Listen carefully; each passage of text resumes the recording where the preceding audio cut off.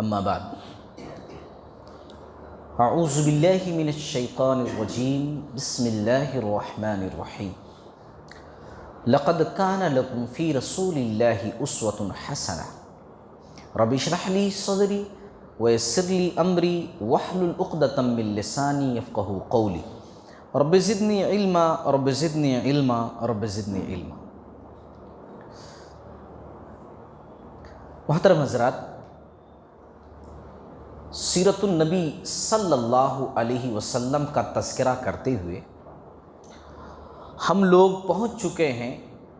ہجرت کا 5واں سال، اور ہجرت کے 5ویں سال میں جو سب سے بڑا واقعہ رونما ہوا وہ غزوہ خندق ہے، خندق کی لڑائی ہے۔ یہ خندق کی لڑائی دراصل یہودیوں کی لگائی ہوئی آگ تھی، جس میں مکہ والے تقریباً 4000 کا لشکر اور مکہ والوں کے جو دوست احباب تھے آس پاس کے علاقے کے قبائل جنہیں بنو غطفان کہا جاتا تھا، وہ 6000 کا لشکر، یہ ٹوٹل 10,000 کا لشکر مدینہ پر اٹیک کرنے کے لیے لے آئے۔ دفاع میں، بچاؤ میں سلمان فارسی رضی اللہ تعالیٰ عنہ کے مشورے سے آپ صلی اللہ علیہ وسلم نے، صحابہ کرام نے خندق کھود دی، اور پھر اس کے بعد جیسا کہ پچھلی قسط میں یہ بات گزر چکی ہے، حی بن اخطب جو یہودی تھا اس نے جا کر کے بنو قریظہ جن سے مسلمانوں کی بات چیت تھی، عہد و پیمان تھا کہ تم ہماری مدد کرو گے ہر حال میں اور ہم پر اٹیک نہیں کرو گے، مصیبت میں ہم تمہاری مدد کریں گے تو ہماری مدد کرو گے، ان کو بھڑکا کر کے عین حالت جنگ میں جبکہ 10,000 کا لشکر مسلمانوں پر اٹیک کرنے کے لیے گھر کے سامنے موجود ہے، خندق کے دوسری طرف موجود ہے، اور پیچھے کے علاقے میں کہ جن کے تعلق سے مسلمان سوچتے تھے کہ ان سے تو ہمارا عہد و پیمان ہے، عین حالت جنگ میں انہوں نے غداری کی اور عہد و پیمان توڑ دیا۔ اب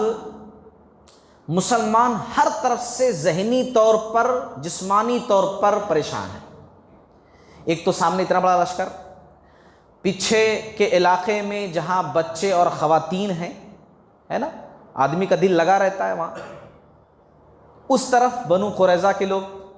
جو کبھی بھی پیچھے سے اٹیک کر سکتے،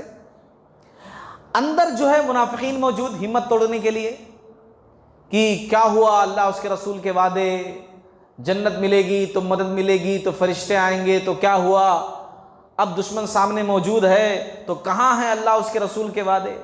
اس قسم کی باتیں منافقین اندر، یعنی چاروں طرف سے مسلمان پریشان۔ ایسے عالم میں رسول اللہ صلی اللہ علیہ وسلم نے بحیثیت ایک لیڈر، بلکہ یہاں پر میں کہوں گا سیاسی لیڈر، آپ صلی اللہ علیہ وسلم ہر طرح سے لیڈر تھے، سیاسی لیڈر بھی تھے، آپ قائد بھی تھے، کمانڈر بھی تھے، رہبر اعظم بھی تھے۔ آپ صلی اللہ علیہ وسلم نے ایک بات سوچا یہ کہ دیکھو یہ لوگ ایک جٹ ہیں، ان کی طاقت ہے، اگر ان کو توڑ دیا جائے تو کام کچھ ہلکا ہو جائے گا، بوجھ ہمارے اوپر ہلکا ہو جائے گا۔ چنانچہ آپ صلی اللہ علیہ وسلم نے ایک پلان کیا اور بنو غطفان کے سردار کو بلایا، اوینا بن حسن نام تھا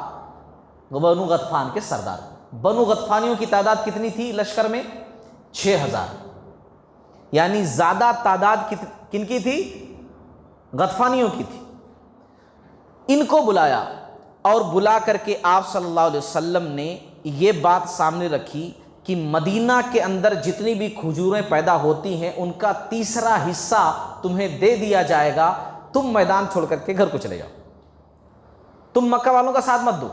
اور اس جنگ میں تو ہمارے خلاف بالکل مت رہو، اس جنگ میں صلح، باقی کی بات بعد میں دیکھیں گے، مدینہ کی کھجوروں کا، پورے کھجوروں کا تیسرا حصہ تم کو دے دیا جائے گا، تم واپسی کرا لو۔ کیونکہ آپ صلی اللہ علیہ وسلم کی دور اندیشی بڑی زبردست تھی، کیونکہ آپ صلی اللہ علیہ وسلم جانتے تھے کہ یہ لوگ جو آئے ہیں بنو غطفان کے لوگ نا، یہ مال کے چکر میں ہی آئے، یہ لوٹ مار کرتے تھے، مسلمان امن چاہتے تھے، مسلمانوں نے ان کو لوٹ مار سے روک دیا، پلس یہ مکہ والوں کے جو ہے حامی تھے، مددگار تھے، ان سے دوستی ہے۔ جب یہودیوں نے، مکہ والوں نے ان کو کہا کہ آؤ مل جاؤ، مسلمانوں کو ختم کریں گے، تو چلے آئے تاکہ جیتیں گے تو مال ملے گا۔ تو بغیر لڑے ہوئے اگر ان کو مال دے دیا جائے تو یہ واپس ہو سکتے ہیں۔ اور آپ صلی اللہ علیہ وسلم کی جو سوچ تھی وہ صحیح ثابت ہوئی۔ بنو غطفان کا سردار مان گیا کہ ٹھیک ہے، اس نے کہا کہ نہیں 50% کر دو، تو کہا آپ صلی اللہ علیہ وسلم نے کہا نہیں اتنا نہیں، جتنا کہوں صرف اتنا ہی ملے گا، تو کہا ٹھیک ہے اتنا ہی، بس اتنا ہی مان جاتا ہوں میں۔ لیکن آپ صلی اللہ علیہ وسلم ابھی یہ بات چیت جو کر رہے تھے صرف زبانی تھی، یعنی عام طور سے بات چیت تھی۔ جب اس قسم کا عہد و پیمان ہوتا ہے تو باقاعدہ لکھائی پڑھائی ہوتی ہے نا، لکھائی پڑھائی ہوتی ہے، اس پر مہر لگتا ہے، تب جا کر کے وہ پکا مانا جاتا ہے۔ تو ابھی تو یہ اوپری اوپری بات تھی، آپ صلی اللہ علیہ وسلم نے ابھی تو صحابہ کرام سے مشورہ بھی نہیں کیا تھا، ابھی تو اپنے دل کی بات رکھی ان لوگوں کے سامنے بلا کر کے، اور وہ مان بھی گئے۔ اس بات کی خبر ابو سفیان جو کفار کے لشکر کے سپہ سالار تھے ان کو نہیں تھی کہ ہماری فوج کٹ رہی ہے، بنو غطفانی اندر ہی اندر کچھ اور پلان بنا رہے ہیں، یہ خبر ان کو نہیں تھی۔ اب ہوا یہ کہ جب بنو غطفان کا سردار عوینہ، بعد میں حالانکہ یہ سب مسلمان ہوئے، اس لیے جو ہے میں اچھے سے نام لے رہا ہوں، بعد میں یہ سب مسلمان ہوئے، تو عوینہ صاحب جو تھے وہ آئے اور پیر پر پیر رکھ کر کے آپ صلی اللہ علیہ وسلم کے سامنے ایسا بیٹھ گئے، پیر ہلاتے ہوئے، بھی سردار ہے نا، اور اوپر سے اٹیک کرنے والے سردار، تو ذرا اور بھاؤ رہتا ہے کہ ہم آئے ہیں، اتنی بڑی فوج ہے، ہم کو بلایا گیا ہے۔ اسید بن حضیر رضی اللہ تعالیٰ عنہ ایک صحابی تھے، جب دیکھا کہ آپ صلی اللہ علیہ وسلم کے سامنے اس طریقے کے یہ پیر بڑھا کر کے رکھے ہوئے ہیں، تو انہوں نے کہا یا عین الحجرس اقبس رجلک، اے بندر کی آنکھ والے اپنی ٹانگیں سمیٹ، بندر کی آنکھ والے ٹانگ سمیٹ، صحیح کر ٹانگ۔ اگر رسول اللہ صلی اللہ علیہ وسلم اس مجلس میں موجود نہیں ہوتے تو نیزہ نکال کر کہا اس کو گھسیڑ دیتا میں تیرے، یہ پیٹ پھاڑ دیتا تیرا میں، اس گستاخی کی وجہ سے۔ ہمارے نبی یہاں بیٹھے ہوئے ہیں سامنے اور تو بے ادبی کر رہا ہمارے نبی کی، ہے نا، ڈانٹا انہوں نے۔ اور پھر اس کے بعد جو ہے آپ صلی اللہ علیہ وسلم سے کہا ادب کے ساتھ، یا رسول اللہ صلی اللہ علیہ وسلم آپ جو کر رہے ہیں اگر یہ آسمانی حکم ہے تو کر گزریے، آسمانی حکم ہے تو کر گزریے، لیکن اگر آپ کا صرف ذاتی رائے ہے، ذاتی مشورہ ہے، تو ہم انہیں کیا کچھ دے رہے ہیں، نکو دیجئے، ہماری تلوار ان کے لیے کافی ہے۔ ایسے عالم میں بھی صحابہ کا ایمان دیکھو، جبکہ دشمن سامنے موجود ہے، پیچھے موجود ہے، اندر موجود ہے، مگر یہ ہوتا ہے ایمان، اس کو بولتے ہیں ایمان۔ اور آج ہمارا ایمان اتنا کمزور کہ الحمدللہ ہم نمازیں آزادی کے ساتھ پڑھ سکتے ہیں، دعائیں آزادی سے مانگ سکتے ہیں، آزادی کے ساتھ کھا پی رہے ہیں، سکون کی نیند سو رہے ہیں، پھر بھی ایسا بولتے رہتے ہیں کہ مسلمان نہیں جی سکتے، مسلمان نہیں۔ وہ عالم ذرا سوچئے اور آج کا عالم سوچئے، کون بڑی بات تھی، کس پریشانی میں مسلمان تھے، مگر پھر بھی مسلمان اپنی ایمان سے ہر جگہ ٹکرا جاتے تھے، یہ عالم ہوتا تھا ان کا۔ بہرحال آپ صلی اللہ علیہ وسلم نے بنو غطفان کے سرداروں کو کہا تم لوگ بیٹھو، ابھی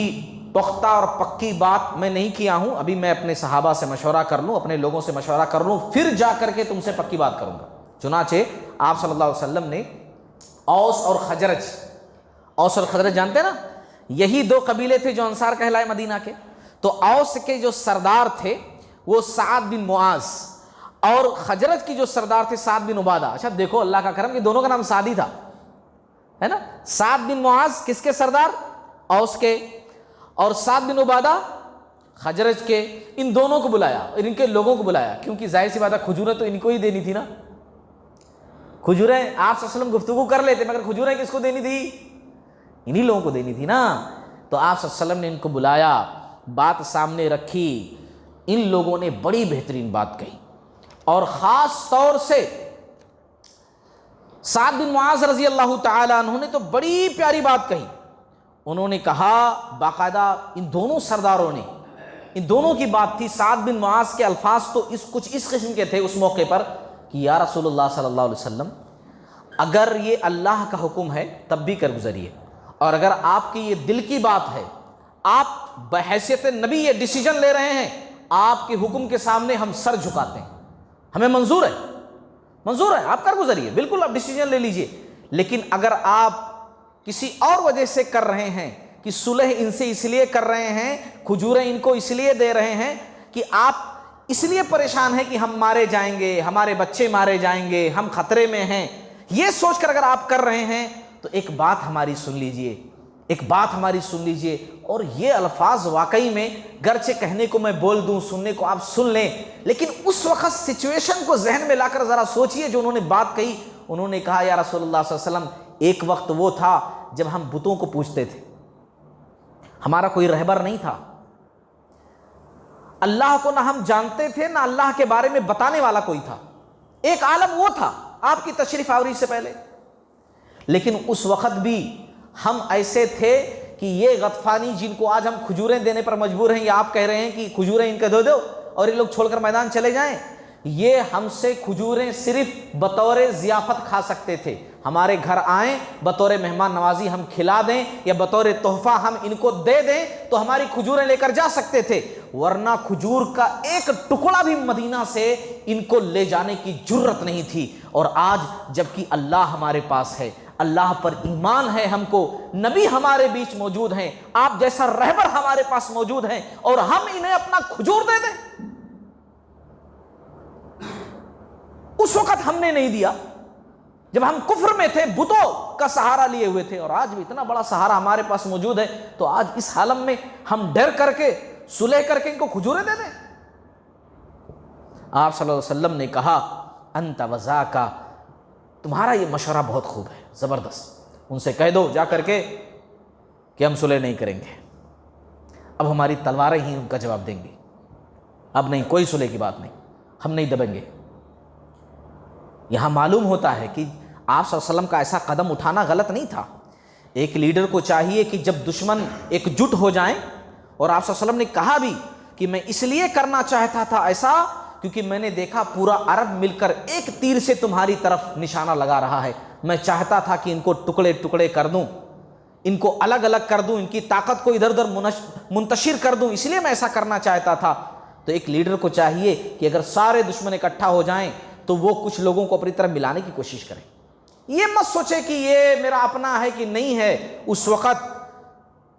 جنگ کا تقاضا یہ ہے، حالات کا تقاضا یہ ہے کہ ان کو توڑا جائے اور کچھ لوگوں کو اپنے آپ سے جوڑا جائے، کچھ لوگوں سے جڑا جائے، ہے نا، یہ سیاسی نقطہ نظر ہے، سیرت سے اس بات کا پتہ چلتا ہے۔ بہرحال جب اوینا جو بنو غطفان کے سردار تھے ان کو بھیجا جانے لگا تو وہ بولے کہ بہت غلط ڈیسیجن لیے ہو تم لوگ، اچھا ڈیسیجن تھا تمہارا، اچھا فیصلہ تھا، بچ جاتے تھے تم لوگ۔ تو مسلمانوں نے کہا ہے نا تلواریں، چلو پھر آئیں گے ملنے، اسی سے فیصلہ کریں گے، اسی سے فیصلہ کریں گے۔ بہرحال اس سے ایک چیز کا فائدہ ہوا کہ بنو غطفانیوں کے سردار کے دلوں کے اندر مسلمانوں کا رعب بیٹھ گیا، وہ سمجھ گئے کہ یہ جھکنے والی قوم نہیں ہے، یعنی جتنا ہم آسان سمجھتے تھے کہ جائیں گے گاجر مولی کی طرح ایسا کاٹ کر کے سلاڈ بنا دیں گے، ویسا ایسا نہیں ہے، ان کو سمجھ میں آ گیا۔ اور بنو غطفانیوں کی تعداد سب سے زیادہ تھی، 6000 کا لشکر انہی کا تھا، تو 6000 کے دلوں میں رعب و دبدبا تو ویسے ہی بیٹھ گیا، کیونکہ ان کے سرداروں کے دلوں میں بیٹھنا ان پورے لشکر کے دلوں میں بیٹھنا ہے، کیونکہ حکم تو سردار ہی دیتا ہے، باقی سب تو اس کے بتائے ہوئے راستے پر چلتے۔ پھر ہوا یہ کہ اب مارکا بڑا سخت تھا، سخت کڑاکے کی سردی کا عالم، بھوک پیاس کی شدت، راتوں کی نیند نہیں، دن کا سکون نہیں، ایسے عالم میں بہت سارے واقعات ہوئے۔ ایک دو واقعات میں سناؤں آپ لوگوں کو۔ سخت سردی کا عالم، آپ صلی اللہ علیہ وسلم نے مسلمانوں کو ایک جگہ اکٹھا کیا اور مختصر سا خطاب کیا، ان کو جوش دلانے کے لیے، ان کو یہ بتلانے کے لیے کہ ڈرو نہیں، روئے زمین پر ہم مسلمان ہیں اور ہمارا مددگار پروردگار ہے، اسی لیے قدم بڑھانے کی ضرورت ہے، تبھی اللہ کی مدد تمہارے ساتھ آئے گی۔ اللہ کی مدد کب آتی ہے؟ گھر میں بیٹھنے سے نہیں، آدمی جب ایک قدم بڑھاتا ہے تو اللہ رب العالمین کی مدد اس کے ساتھ دوسرا قدم بڑھاتی ہے، حرکت میں برکت ہے۔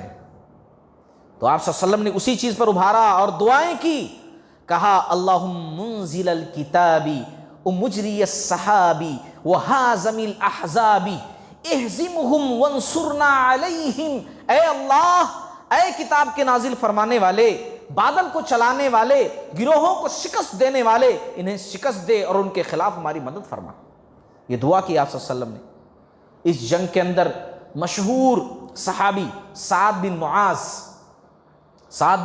معاذ جو یہ جوشیلے صحابی تھے اس جنگ میں شہید ابھی نہیں ہوئے تھے لیکن زخمی بہت زیادہ ہو گئے، ان کی کئی جگہ کی رگ کٹ گئی، رگیں جو ہے کٹ گئیں، اور رگوں کا کٹ جانا یہ آدمی کی ہلاکت کا سبب بن جاتا ہے۔ تو جب ان کو تیر لگا، ان کی رگ کٹ گئی جگہ سے، تو اس موقع پر انہوں نے دعا کی، کہا اے اللہ اگر ان کے ساتھ جنگ ہماری ختم ہو گئی ہے، بس ہمارا مرنا طے ہے اور ہم شکست کھانے والے ہیں، تو اس زخم کو تو جاری کر دے اور شہادت کا سبب بنا دے، خون مت روک، مجھے اٹھا لے، شہید کر دے، جنگ میں تیر لگا ہے، شہادت کی موت دے دے، لیکن اگر جنگ ابھی ختم نہیں ہوئی ہے، ابھی باقی ہے جنگ، تو اے اللہ مجھے زندہ رکھ، مجھے زندہ رکھ، میرے خون کو روک دے، اور بنو قریظہ کی طرف سے میری آنکھیں ٹھنڈی کر دی، کیونکہ سب سے بڑی غداری تو بنو قریظہ نے کی تھی، بنو قریظہ نے سب سے بڑی غداری کی تھی۔ مسلمان جو زیادہ اندرونی طور پر پریشان تھے وہ اس لیے نہیں کہ یہ 10,000 کا لشکر سامنے، اس لیے پریشان تھے بچے اور عورتیں پیچھے ہیں،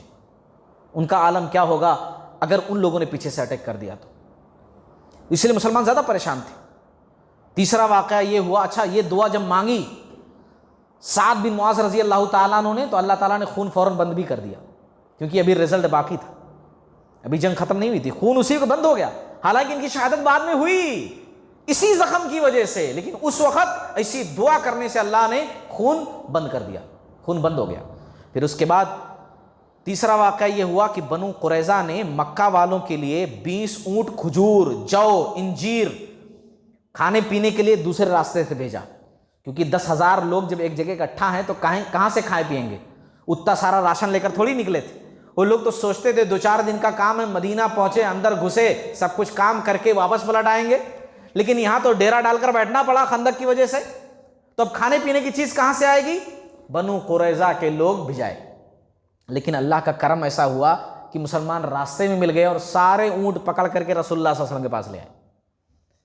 سارے اونٹ پکڑے گئے، رسول اللہ صلی اللہ علیہ وسلم کے پاس پہنچ گئے۔ چوتھا واقعہ یہ ہوا کہ جس طرف عورتیں تھیں، فارے نامی قلعہ جو تھا پیچھے کے علاقے میں، وہاں خواتین بچے تھے، ایک یہودی سپاہی جو ہے اس طرف پہنچ گیا۔ آپ صلی اللہ علیہ وسلم کی پھپھو تھیں سیدہ حفصہ بنت عبد المطلب رضی اللہ تعالیٰ عنہ، ہے نا، رضی اللہ تعالیٰ عنہ، صفیہ ہے نا، صفیہ، سیدہ صفیہ بنت عبد المطلب رضی اللہ تعالیٰ عنہ، انہوں نے دیکھا کہ ایک یہودی جو ہے اس طرف سے نکل آیا ہے۔ اب ڈر یہ تھا کہ چلو اگر اس یہودی کو چھوڑ دو تو چھوڑ دو، لیکن یہ جا کر کے بتا دے گا دوسرے لوگوں کو کہ عورتیں بچے کہاں ہیں، جو ابھی تک کسی کو پتا نہیں تھا، اور جب وہ لوگ اٹیک کرنے کے لیے آئیں گے تو پھر مسلمان تو وہاں مصروف ہیں، ادھر تو کیسے آ پائیں گے، پھر کیسے کیا ہوگا، عورتیں اور بچے خطرے میں پڑ جائیں گے۔ اس لیے انہوں نے خود ہمت باندھی، عورتوں کو اس سے سبق لینا چاہیے، نصیحت حاصل کرنی چاہیے، ہے نا، کہ وہ اس دور کے صرف مرد ہی ایسا نہیں کرتے تھے، اس دور کی عورتیں بھی بڑی زبردست تھیں، انہوں نے اسلام کے واسطے بھی بڑی بڑی قربانیاں دی ہیں۔ ہتھیار نہیں تھا ان کے پاس، وہ بڑا سا بمبو لیا، ہے نا، لٹھا بڑا سا جو خیمے وغیرہ گاڑنے کے لیے استعمال ہوتا ہے، لیا اور نیچے اتری، اور اسی سے اتنا مارا اس سپاہی کو کہ وہیں مار دیا اس کو، اتنا مارا، کوٹ کوٹ کے مارا اس کو، تاکہ یہ جا کر بتا نہ سکے کہ عورتیں اور بچے کہاں ہیں۔ بعد میں دوسری جگہ جا کر جب اس کی لاش ملی تو بنو قریظہ کی یہودیوں نے سمجھ لیا کہ اس علاقے میں غلطی سے نہیں جانا، اس لیے کہ اس علاقے میں لگتا ہے مسلمانوں کی کوئی خفیہ فوج چھپی ہوئی ہے جو اتنی بری طریقے سے ماری ہے اس کو، ویسے ڈر گئے وہ لوگ، ہے نا، حالانکہ مارنے والی کون تھی؟ ایک ہی خاتون تھی، اور وہ بھی لکڑی سے پیٹ پیٹ کر کے ماری تھی، ہے نا۔ تو ایک فائدہ یہ بھی ہوا۔ اچھا